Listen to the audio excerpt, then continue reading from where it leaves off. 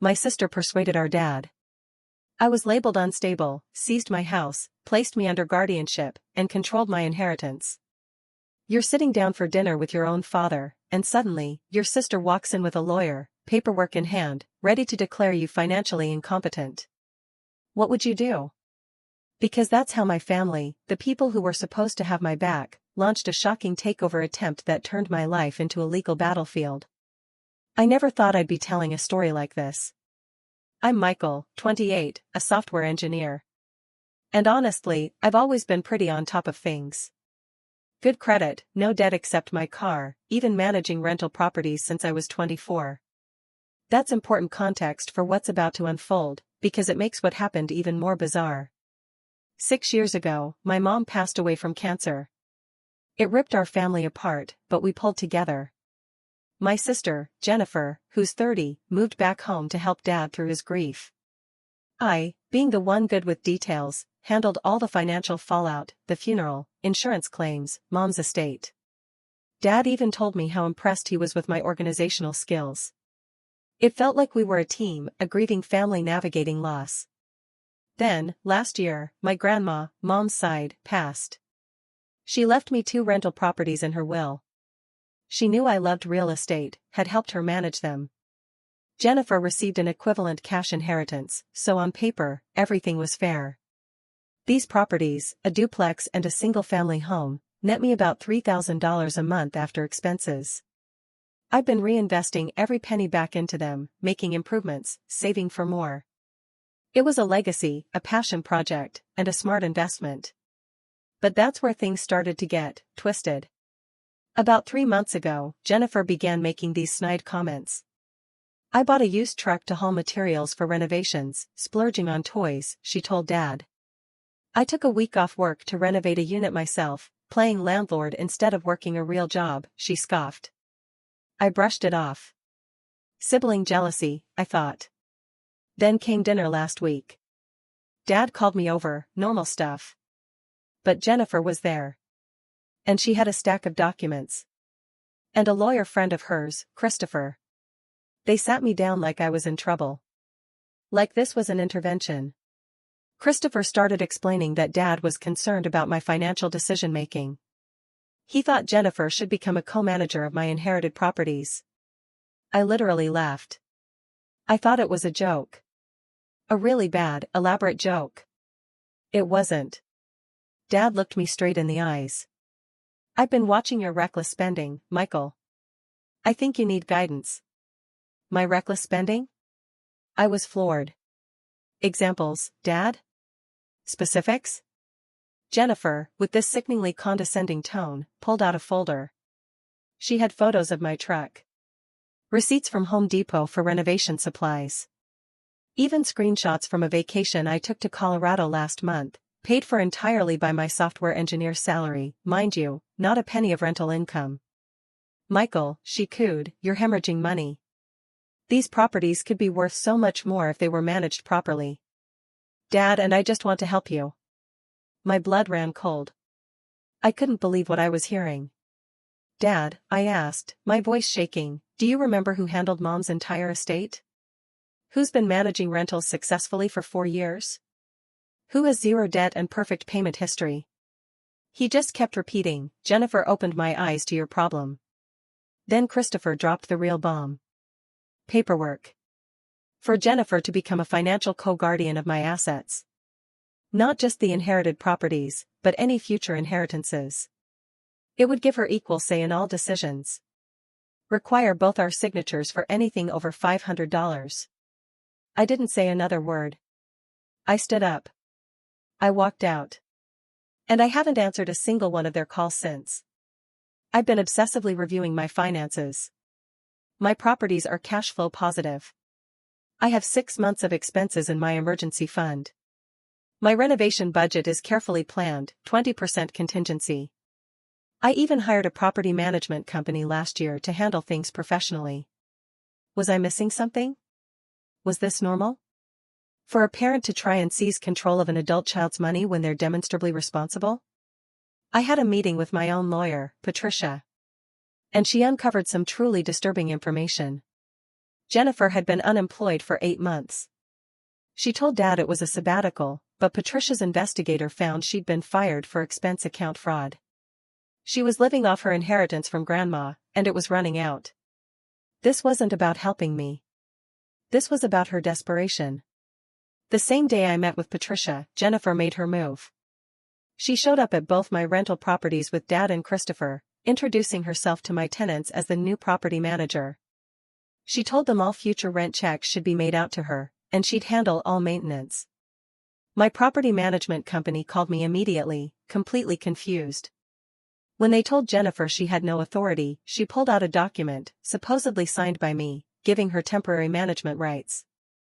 It was a complete forgery. But professional enough that my tenants were confused. I drove to the duplex immediately. I found Jennifer inside one of the vacant units with a contractor, discussing renovations. She'd gotten a key from my dad, who still had a spare from when I first bought the properties. "Michael," she chirped, feigning surprise. "Didn't expect you here." "Just getting quotes for the updates we discussed." "We haven't discussed anything," I said, trying to stay calm. "You need to leave. Now." She pulled out her phone. Started recording me. "I'm trying to help you, and this is how you react." Dad was right. "You're not thinking clearly. These properties are falling apart because you're too proud to accept help." The contractor looked wildly uncomfortable and excused himself. I asked her again to leave. She refused, claiming Dad had given her permission to inspect family assets. So I did what I never imagined I'd have to do. I called the police on my own sister. 2 officers arrived. Jennifer played the concerned sister beautifully. Tears on command. She showed them the forged document, claiming I was having some kind of breakdown. But when they asked for real proof of authority, a power of attorney, a court order, she had nothing. They made her leave, but warned me it was a civil matter. That evening, my bank called. Someone had tried to access my business account using security questions. Jennifer. It had to be. Patricia immediately filed for a restraining order and sent cease and desist letters to both Jennifer and Christopher. We also informed the police about the forgery and bank attempt. The next day, Dad called me from Jennifer's phone. I'd been ignoring his number. He sounded completely confused, kept asking why I was making this difficult, insisting Jennifer was just trying to help manage things while you get better. Get better from what, Dad? I asked. Your situation, he said vaguely. Jennifer says you've been under a lot of stress, making impulsive decisions. That's when it hit me. The full, terrifying scope of what Jennifer was doing. She'd been poisoning Dad's mind for months, maybe longer. Building a narrative that I was unstable. Every normal purchase, every responsible decision I made, she reframed as evidence of my deteriorating judgment. Patricia called it undue influence, a common tactic in elder financial abuse cases. Except here, Jennifer was using our father to financially abuse me. I met with Dad again, this time with Patricia by my side. We showed him everything. My financial records, bank statements, tax returns, property management reports. Everything painted a picture of profitable, responsible management. Dad, I pleaded, look at these numbers. Look at the facts, not what Jennifer tells you. Why would I need a financial guardian? He seemed to waver. Jennifer showed me the bills, Michael. You're spending thousands on unnecessary repairs. Patricia pulled out the actual invoices. A new water heater. Updating electrical to code. Regular maintenance. All standard landlord expenses that Jennifer had twisted into reckless spending. We thought we were making progress until Dad's phone rang. It was Jennifer. He put her on speaker without telling her. Dad, are you with Michael? I told you not to meet with him alone. He's probably trying to manipulate you. Remember what we discussed. He needs our help, whether he admits it or not. Patricia motioned for Dad to keep talking. I'm looking at his financial records, Dad said carefully. Everything seems in order. Jennifer's tone changed instantly. Dad, we talked about this. You know, you sometimes get confused about numbers. That's why you have me to help. Don't let Michael take advantage of your condition. My heart sank. Dad didn't have any condition. He was sharp as ever at 68, still working part-time. But Jennifer's words were carefully chosen. She was laying groundwork to claim he was incompetent, too. This was gaslighting, textbook. After the call, Dad was silent.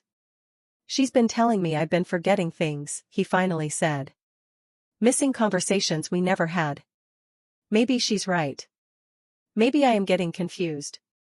We convinced Dad to get a cognitive evaluation. It came back perfect. And to meet with his own lawyer about protecting his assets from potential abuse. He was starting to see through Jennifer's manipulation. But 30 years of trusting his daughter don't just disappear overnight. Patricia filed an emergency injunction preventing Jennifer from any contact with my tenants or properties. We're pursuing charges for forgery and attempted fraud. The restraining order was granted, forcing Jennifer to stay 500 feet away from me and my properties. I know this isn't over. Jennifer is desperate. And desperate people do dangerous things. I've installed security cameras everywhere. Changed all the locks. My property management company has strict instructions. The hardest part? I've lost my sister. Not the sister who's doing this. That sister, I lost months, maybe years ago. I'm mourning the sister I thought I had. The one who helped me through Mom's death, who I trusted with everything. We had a mediator meeting. Jennifer showed up with Christopher and another lawyer, Margaret, who specialized in family protection law. Dad brought his own lawyer, James, which Jennifer clearly wasn't expecting. Her face went pale. The mediator laid out the ground rules. Jennifer went first. She'd prepared a whole presentation. An actual PowerPoint titled, Protecting Michael's Future. It was surreal. Slides of my impulsive vehicle purchase, excessive spending on hobbies, Home Depot receipts, prioritizing leisure over responsibility, my Colorado vacation. She wiped away a tear. My brother, she said, is a wonderful person who's lost his way. Since our mother's death, he's been trying to fill the void with material purchases and risky investments. As his older sister, I can't stand by and watch him destroy Grandma's legacy. Then came the kicker. Her proposed solution, temporary financial guardianship. Joint control of my properties, approval rights for any expense over $500. Monthly financial reports. Her signature for property sales. And a modest administrative fee of $1,000 per month for her services. This isn't about control, she insisted. It's about family helping family. Michael will thank me in 5 years. My turn. Patricia handed out folders. My 5 years of tax returns showing profitable management. Bank statements showing consistent growth. Property appreciation reports showing a 15% increase in value under my management. A letter from my property management company praising my decision-making. Character references from my tenants. But the real bombshell was the last document, a private investigator's report on Jennifer. She'd been fired for expense fraud, maxed out 3 credit cards, sued by her former landlord for $4,000 in unpaid rent, and tried to take out a loan using Dad's information, denied due to insufficient credit. Jennifer, I said, looking directly at her, has approximately $2,000 in the bank and $45,000 in debt. She's facing eviction, and she's been systematically lying to our father about my mental state to gain control of assets worth over $800,000. Jennifer exploded. How dare you investigate me? This is exactly the paranoid behavior I'm talking about. You're sick, Michael. She tried to pull Dad into it, screaming about episodes that never happened. Dad looked confused. What episodes? The ones you told me about last month when he came over ranting about the government? Dad said slowly, that never happened. I never said that. Jennifer's mask completely slipped. Yes, you did. You're just confused again. This is why we need to protect the family assets. Neither of you can be trusted. The mediator tried to restore order, but Jennifer kept going.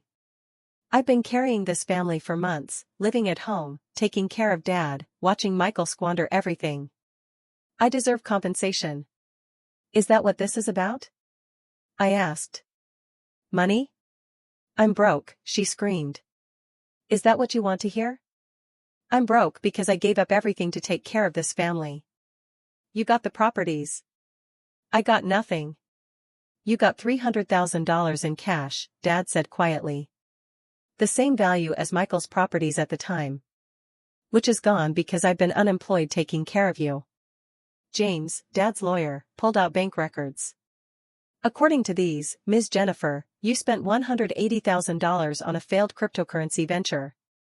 Another $50,000 on luxury goods. The remaining money went to trips and lifestyle expenses. None of it went to your father's care. The room went silent. Margaret, Jennifer's lawyer, tried to salvage things, but Patricia cut her off.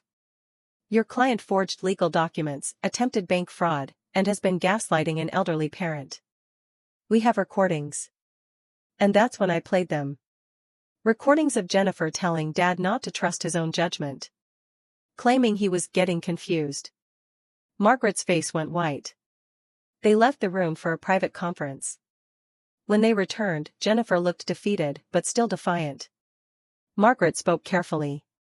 My client is willing to abandon all claims to financial guardianship in exchange for a one-time family support payment of $50,000. Absolutely not, I said. Michael, Jennifer said, her voice desperate, pleading. I'm about to be homeless. I'm your sister. Doesn't that mean anything? For a moment, I saw flashes of the sister I grew up with. The one who taught me to ride a bike. Who snuck me candy. Who held me when we buried our mother. It means everything, I said, which is why this hurts so much. Dad spoke up then, his voice like steel. Jennifer, you need help. Real help, not money. Therapy. This isn't you. This is survival, she shot back. You all have your comfortable lives, and I'm drowning. The mediator suggested a compromise. Jennifer would abandon all claims to my properties, sign a legally binding agreement to cease all interference, and in return, I wouldn't pursue criminal charges for the forgery and fraud. Patricia advised against it. She wanted Jennifer prosecuted. But I looked at Dad, who seemed to age 10 years during that meeting, and I agreed. Jennifer signed the papers with shaking hands. As she left, she turned to me. You know what the funny thing is, she said. I was a better property manager than you ever will be. I just never got the chance. After they left, Dad broke down. How did I not see this? How did I let her convince me my own son was unstable? James, Dad's lawyer, reassured him. This kind of manipulation is sophisticated. You're not the first parent to be fooled by a desperate child. We spent another hour discussing protecting Dad's assets. Patricia pulled me aside as we left. She'll be back, she said. Maybe not tomorrow, but when she's desperate again, she'll try something else. I know she's right. But for now, I had my properties, my sanity, and most importantly, my relationship with my father intact. But I was wrong. She was back. 3 months later, I was served papers at work. In front of my entire team. A petition for conservatorship of me, claiming I was suffering from paranoid delusions, financial incompetence, social isolation, and possible substance abuse. She'd even found 2 doctors I'd never met to sign affidavits about my mental state. She'd gone nuclear. Then the worst part. I'd been traveling for a software conference. When I returned, my neighbor flagged me down.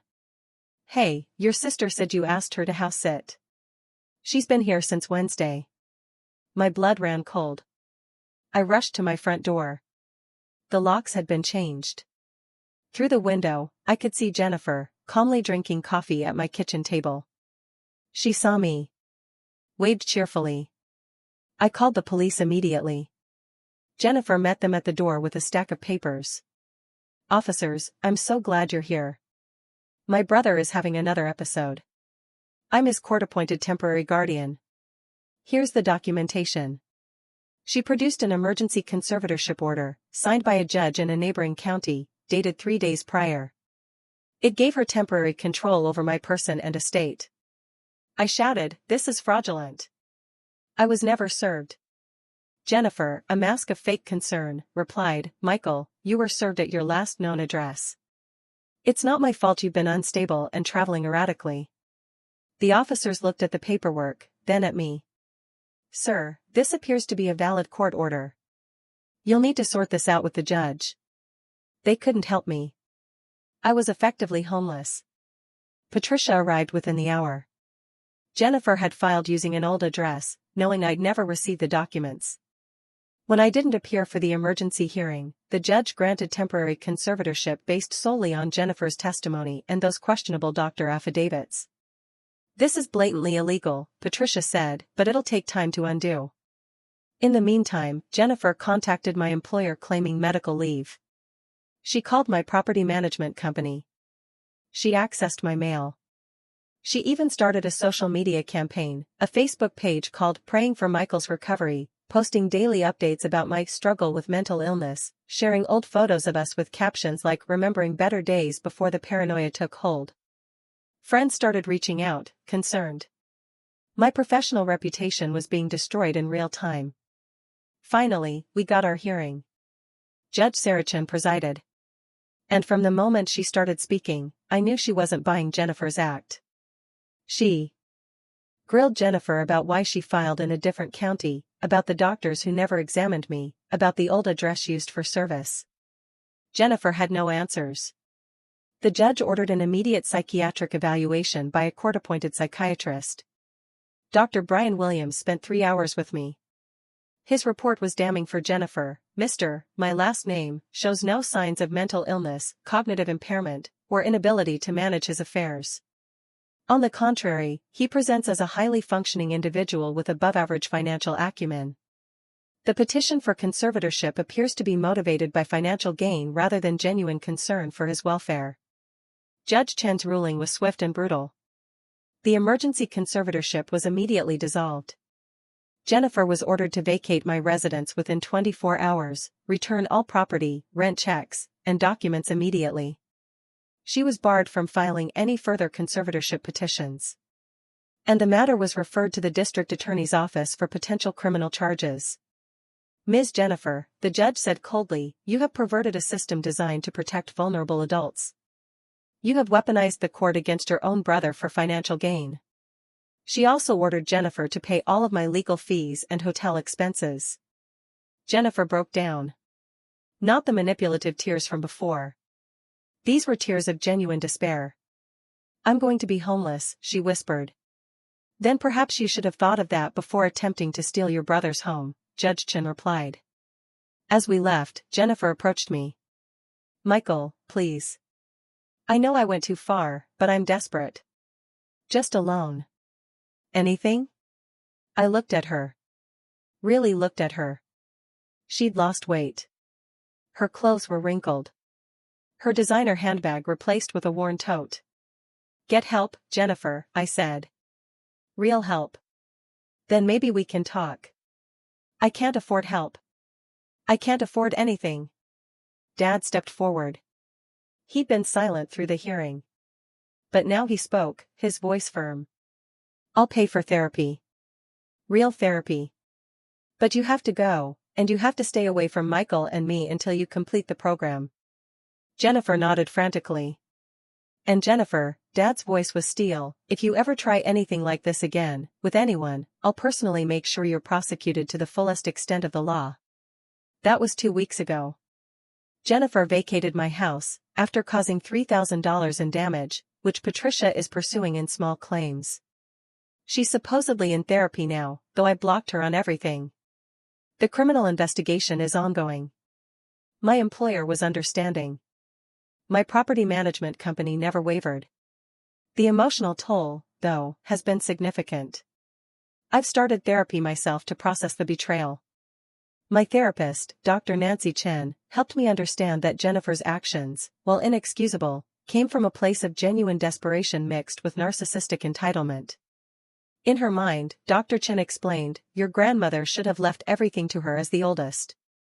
When that didn't happen, she felt justified in taking what she believed was rightfully hers. The hardest part is grieving the relationship. Jennifer wasn't always like this. Or maybe she was, and I just never saw it. Either way, the sister I thought I had is gone. Replaced by someone I need protection from. Dad and I have grown closer. He's apologized countless times for doubting me. I failed you both, he told me last week. I failed to see Jennifer's problems, and I failed to protect you from them. You didn't fail, Dad, I told him. You trusted your daughter. That's what parents are supposed to do. My properties are doing better than ever. I've even expanded, buying a small apartment building. It's my way of proving to myself, more than anyone, that I am good at this. That Jennifer's lies haven't made me doubt my abilities. I've also started a support group for others who faced financial abuse from family. You'd be amazed how common this is. Jennifer's playbook, the gaslighting, the fake concern, the legal manipulation, it's practically a template. Many abusers use identical tactics. These stories remind me that I'm lucky. I had resources to fight back. I had Patricia, Dad's eventual support, and a judge who saw through the lies. Not everyone is that fortunate. As I record this, I'm sitting in my home office, the one Jennifer tried to claim. The locks have been changed again. Security cameras cover every angle. All my important documents are in a safety deposit box. I still jump when someone knocks unexpectedly. I still check my credit report obsessively.